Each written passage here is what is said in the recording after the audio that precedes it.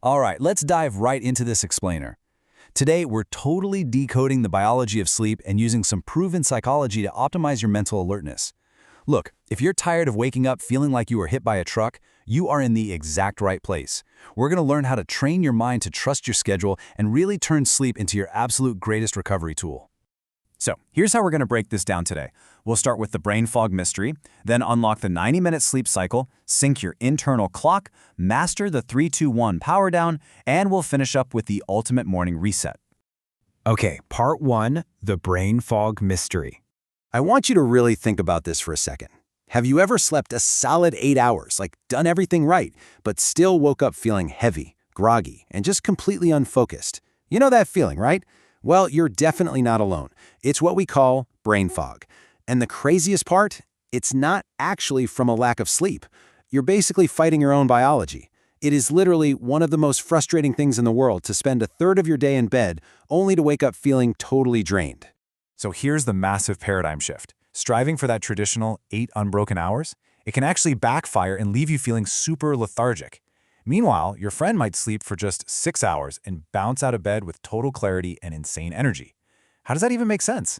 Well, it all comes down to how your brain measures rest. See, your brain doesn't actually count the hours you spend in bed. It tracks the quality and the completeness of your sleep cycles. You could be in bed for 10 hours, but if you interrupt the wrong cycle, you're going to feel awful. Which brings us to part 2, the 90-minute sleep cycle. This right here is the exact enemy we're fighting. It's called sleep inertia. It's that thick, heavy, slow feeling that just completely ruins the start of your day. And the culprit? You woke up smack in the middle of a sleep cycle. When you interrupt your biology mid-cycle, your mind really struggles to shift gears from sleep to awake. It's kind of like trying to stop a freight train on a dime. It just crashes. And fun fact, severe sleep inertia can literally take up to 4 hours to fully clear out of your brain. That means you could be spending half your workday essentially half asleep just because of the exact minute your alarm went off. Now, inside a full 90-minute cycle, you go through 2 incredibly crucial stages. First up is deep sleep. This is where your body physically repairs itself. Think of it like a mechanic in a garage fixing up your car overnight. Muscles rebuild, tissues heal, the whole shebang. Then you've got REM sleep, or rapid eye movement. This is where your brain takes out the trash, processes emotions, files away memories, and really boosts your creativity for the next day.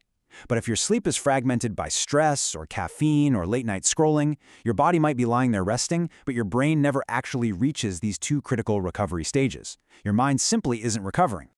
So what's the hack here? It's all about mathematically timing your alarm to match specific sleep blocks. Instead of just guessing and, hoping for the best, you want to plan your rest in specific multiples of 90 minutes. For instance, sleeping in a 4.5-hour block gives you exactly 3 complete cycles. 6 hours, that's 4 complete cycles. And 7.5 hours gives you 5. By waking up right at the end of these blocks, you catch your brain right at the top of a cycle, which means 0 sleep inertia. You just wake up feeling ready to go. All right, moving on to part 3, syncing your internal clock. To actually maintain these perfectly timed cycles, we've got to look at our internal biology, specifically your circadian rhythm.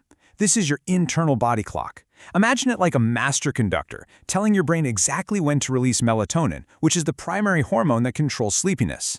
Now, if you're sleeping and waking up at completely random, unpredictable times every single day, you're basically confusing the heck out of this conductor. Your brain literally doesn't know when to make you tired, so it just ends up making you groggy all the time instead. And that brings us to the absolute golden rule of sleep scheduling: consistency. A consistent schedule equals natural melatonin release.